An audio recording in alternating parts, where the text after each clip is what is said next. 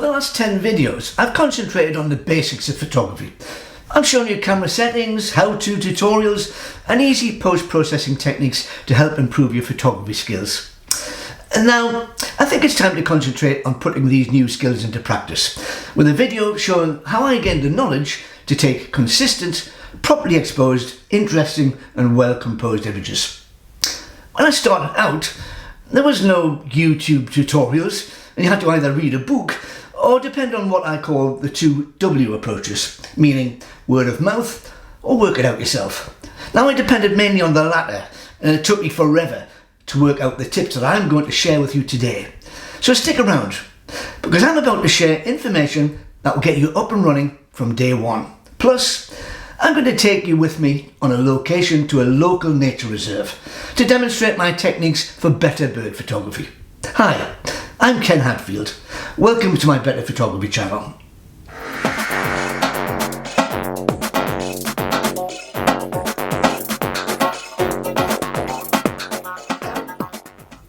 Before we set out, I just want to talk for a moment about how you should approach your wild bird photography. Firstly, you don't necessarily need high-end equipment to get great shots. This applies especially to wildlife action shots, where the content may well override the quality. If you catch something unique, then a less than perfect exposure may be overlooked because of the interesting content. If it's a decent shot, tells a story, then you're always in with a chance to impress.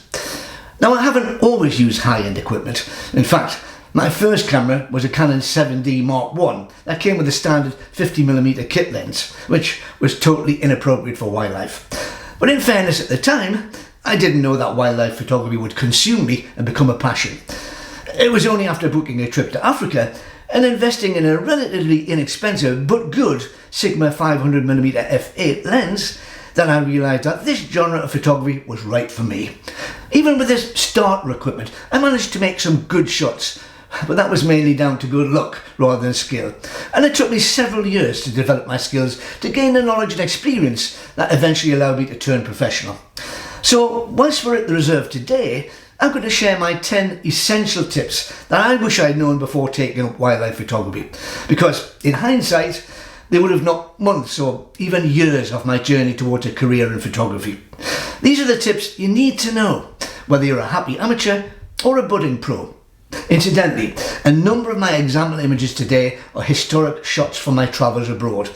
The vast majority of my bird photographs are taken abroad, but the principle behind the capture is exactly the same.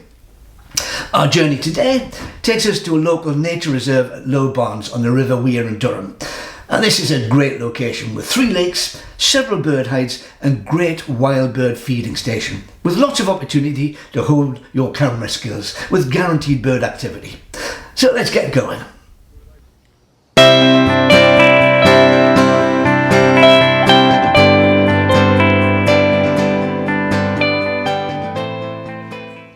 So here we are at Lower Barns. It's a lovely afternoon and the sun is nicely placed to give us a chance of capturing some good bird images. And there's a walking trail around the lakes where all the bird hides are accessible. So let's take a short look around.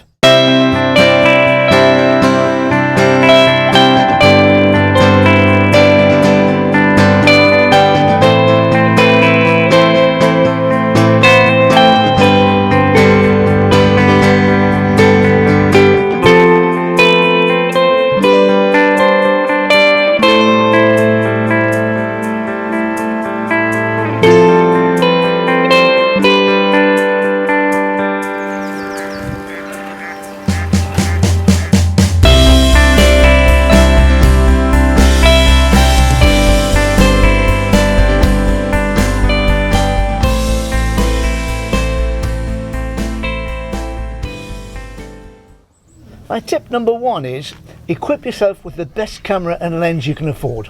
The camera needs to be able to shoot a minimum 5 or more frames per second, and a crop sensor camera would be very helpful, together with a telephoto lens. The lens is vital and it will make or break your wildlife photography, so go for the best you can afford. Check out second-hand lenses, but buy carefully and make sure you check the lens and try before you buy. But you can make a big savings on the second-hand market. Tip number 2, practice, practice, practice. In your garden, local park or nature reserve. Make the camera settings so familiar you don't have to look to make the changes needed to get that great shot. Use A or AV auto aperture settings with auto ISO and keep your shutter speed as high as possible. Using auto ISO means that if the light falls, you won't lose shutter speed. If in doubt, I always shoot on the slightly underexposed side. You can recover underexposed details easily, but if you overexpose, the white details will blow out and you can't recover them, so the shot is lost. Tip number 3, watch your focus points. Use single focus point on the subject's eye, but watch out for your composition. If you're using single centre focus point, then the subject will almost always be in the wrong position and off the thirds. Either pre-move the focus point to the side so that the eye is on the upper thirds, or better still, use back button focus and you can then simply press the shutter down to lock focus on the eye, then recompose to a better composition. There's a link above to my last video explaining all about back button focus. Here's a top tip. Use expanded focus points for flight shots with the sky as a background. That will guarantee focus on your subject. Tip number 4, watch your backgrounds. Move around to make sure that there's a clear area behind the subject. That's the only way to get the beautiful blurry background everyone seeks to make the bird stand out. Without ensuring distance behind the subject, you'll not get the separation needed for the blur effect. Tip number 5, shoot low. For birds in the water or near the ground, get down to their level if you can. The composition will be improved dramatically, and it's possible you could get a unique point of view and good reflections. Tip number 6, observe the subject's behaviour carefully before and during setting up your gear. Watch out for repeat behaviour. Birds often returning to a perch, landing in the same spot, bringing food to their young. There can never be a better opportunity to get great shots than when your subject is returning over and over to the same spot. That's the time when back button focus comes into its own. Use a tripod, lock your focus, then observe and capture the repeat behaviour. Tip number 7. If you see a subject repeatedly landing and taking off from the same spot, use back button focus and prepare to start shooting as soon as the subject comes into view. Then keep shooting until it's landed and settled.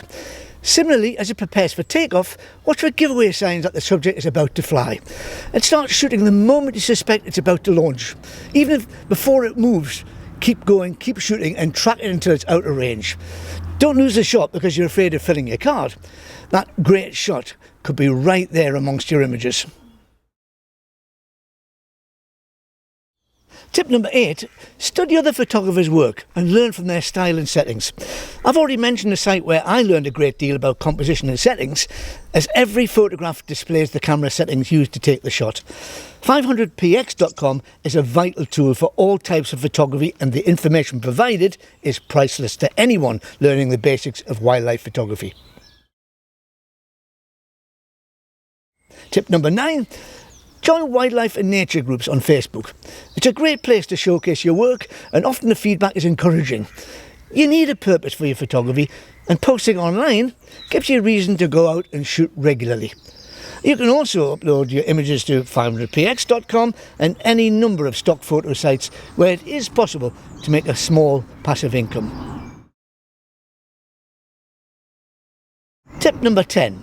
Take the time to learn about post-processing using a well-established graphics editor such as Photoshop or Lightroom. There's also a large number of photo processing apps that are attached to these programs, like the excellent Topaz suite, which offers a free trial so you can try before you buy. Check them out and subscribe to those that make a big difference to your workflow. All professionals edit their images, and even just a simple crop can move the image from an ordinary shot to an extraordinary one. So there you go. 10 tips that I wish I'd known about when I started in wildlife photography. Try following some or all of them, and I'm pretty sure your composition and wildlife capture success will improve overnight. See you next time on the Better Photography channel.